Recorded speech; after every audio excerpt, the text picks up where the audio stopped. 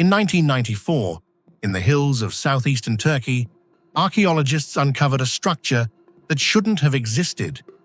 Massive carved stone pillars, arranged with deliberate precision, built 6,000 years before the pyramids of Egypt, before farming, before the wheel, before what we were taught was the beginning of civilization.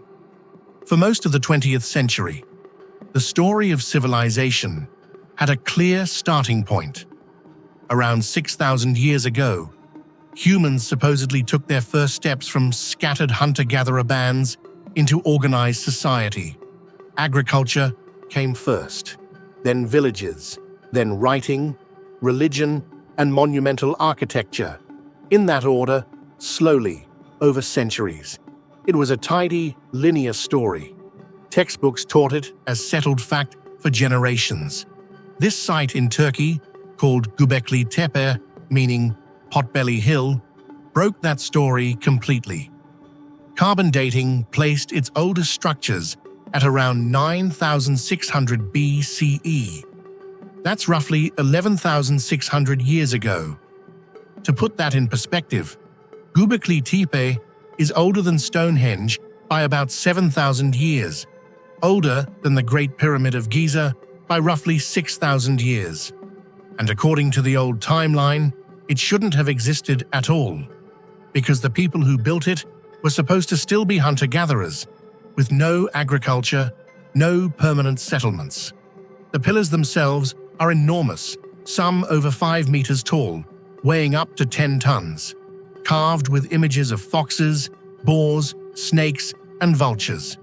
No metal tools existed yet, no wheels. Hundreds of people had to organize, plan, and labor together for years, without agriculture to feed a settled workforce. That single fact forced historians to ask a very uncomfortable question. What if organized society came before farming, not after it? That question alone rewrote a chapter of human history. But it was only the beginning of the mystery. Here is where mainstream archaeology and a more controversial theory part ways. Some researchers, most prominently the writer Graham Hancock, argue Göbekli Tepe isn't the beginning of civilization at all. According to this theory, it's the work of survivors. Survivors of an advanced civilization that existed even earlier and was wiped out by a global catastrophe around 12,800 years ago. This idea is called the Younger Dryas impact hypothesis. It proposes that a fragmented comet struck or exploded above the Earth roughly 12,800 years ago, triggering massive wildfires, blocking sunlight with dust, and abruptly plunging the planet into a cold period that lasted over 1,000 years. Some scientists have found physical evidence that supports parts of this. Elevated platinum levels, microscopic diamonds, and soot layers in ice cores from this exact period, found on multiple continents, all dating to the same narrow window of time. In 2023, researchers re-examined one of Göbekli Tepe's most famous carvings, a pillar known as the Vulture Stone, and proposed it might be a date marker.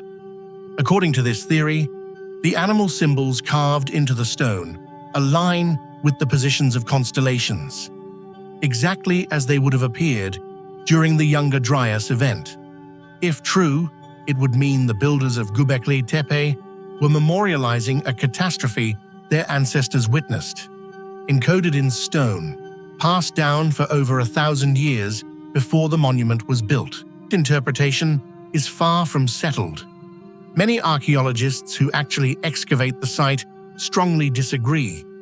They point out that the same carving has been interpreted in completely different ways by different researchers, and that reading specific astronomical dates into prehistoric art carries serious risk of seeing patterns that aren't really there.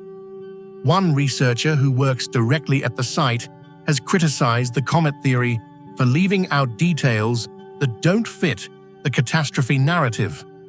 What isn't disputed is this: something happened around 12,800 years ago that ended an entire era of Earth's climate and wiped out major species across multiple continents. What caused it? Comet, gradual climate shift, or some combination, is still being debated in real scientific journals today, not just in alternative history books. So the real question isn't whether something catastrophic happened. It's whether anyone built something advanced enough before it happened for us to call it civilization.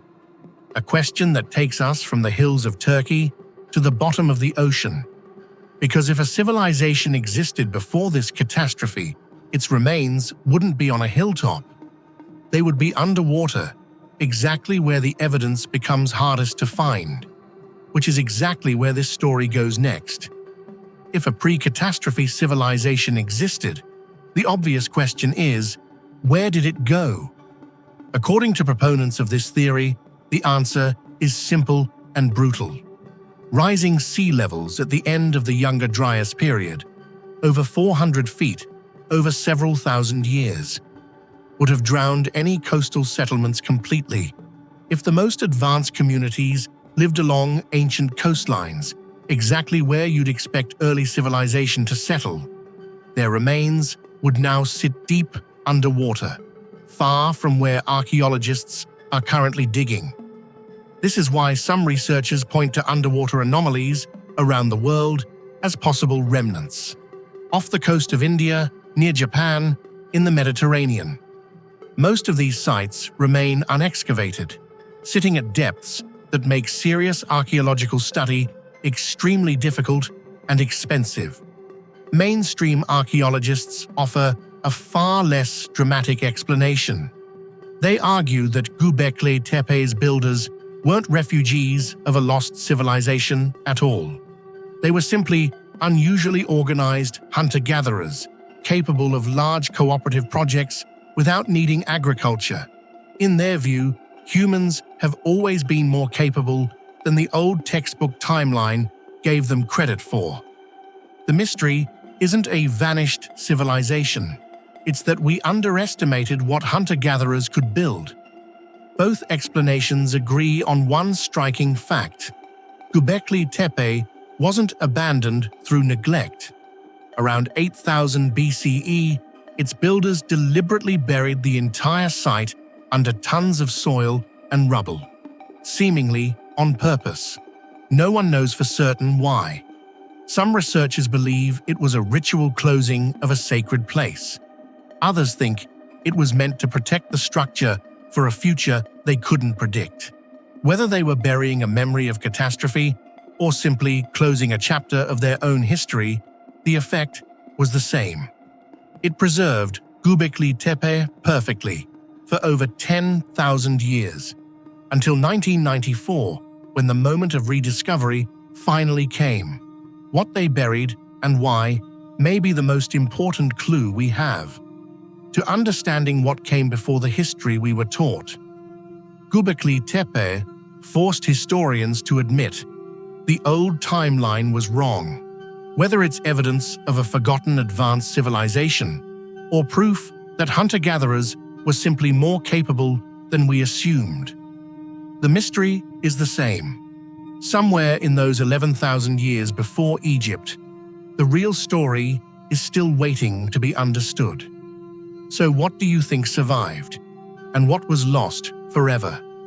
Let me know in the comments, and subscribe to The Hidden Epoch for the next hidden truth history forgot to tell you.